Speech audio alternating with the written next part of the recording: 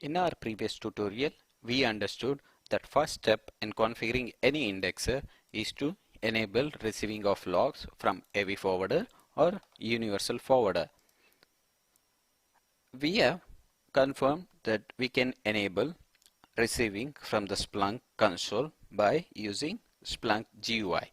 Let us see how we can enable receiving of logs or enabling reception on the indexer using Splunk CLI. We'll be going through all these three, but web, CLI and editing configuration, whichever you feel comfortable, you can pick it up and start using the same, either web, CLI or editing configuration files. To enable reception of logs on Splunk, we need to invoke the utility, the same utility Splunk, which will be used widely for adding, changing or modifying any configuration in Splunk, including removing.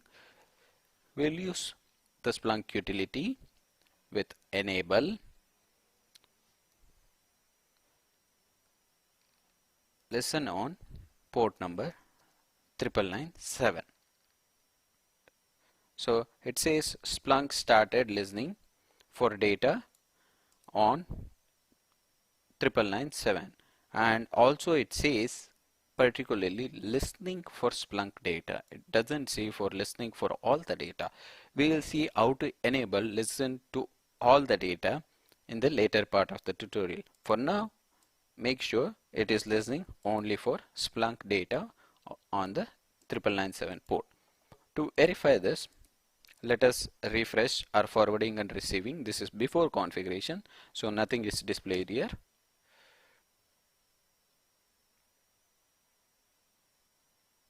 Once it reloads, we should be able to see our newly created connection. Yes, this is our 9997, which we are added through CLI rather than web console. Now let me go ahead and delete this. We'll see how we can add this configuration directly by editing the configuration. To confirm, let me refresh this. We do not have any receiving data on any of the ports. Let me go back and go to one of the editor, OPT, Splunk, etc or configuration directory, system, local. During the course of this module of the tutorial, we'll be editing all the configuration in the local, but it is highly recommended not to enter any configuration in the system local, because we know by the file hierarchy system local is at the top, so that anything you write here, it will override configuration present anywhere on the Splunk. For this tutorial, we will be using system local to change the Splunk configuration, but it is highly recommended not to edit any configuration or place the configuration under system local. We'll be seeing how to edit the configuration at an enterprise or organization level when we move to building our own infrastructure for an enterprise level with multi-site clustering and high availability in our Amazon cloud. As I explained, this is for part of explanation for the beginners to understand that you can change configuration by editing files. Hence, we'll be placing the files in system local. Proceeding, under system local, there will be a file called inputs.conf, which is created by default for taking the host name. We will enter a new stanza. If you don't know what is the stanza, there is a quick way. Before going to any documentation, just go to default. Not here. Just go to default directory, inputs.conf. This is basically your documentation, which it contains all the default configuration. So I'll search for Splunk TCP. This is our Splunk TCP stanza syntax.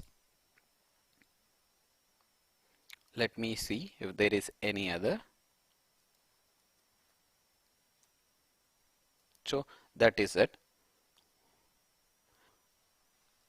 We understood what is the stanza for Splunk listener. I'll be adding the same. This is for receiving the Splunk logs. Splunk stanza followed by colon // 9997.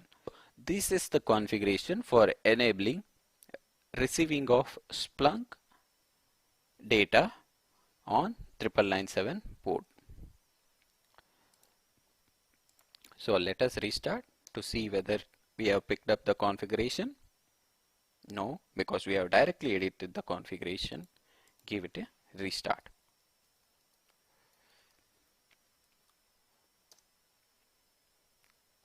Once we have restarted, we should be able to see our new inputs that are added by editing the configuration file inputs.conf. Splunk is almost up. Yes, it is up now.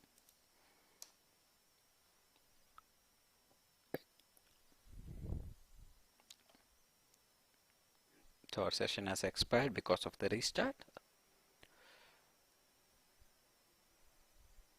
Let us log in. My new password.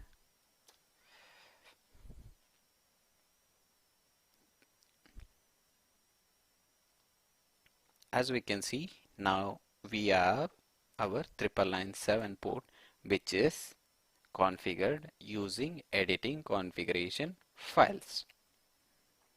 Now you understood there are three different ways of adding receiver on the indexer, or taking the first step for configuring a Splunk instance as indexer, that is by Splunk Web, Splunk CLI, and directly by editing configuration. Feel comfortable using all the three options because you'll be able to understand better that when you change a configuration, which file is reflected and where it has been placed.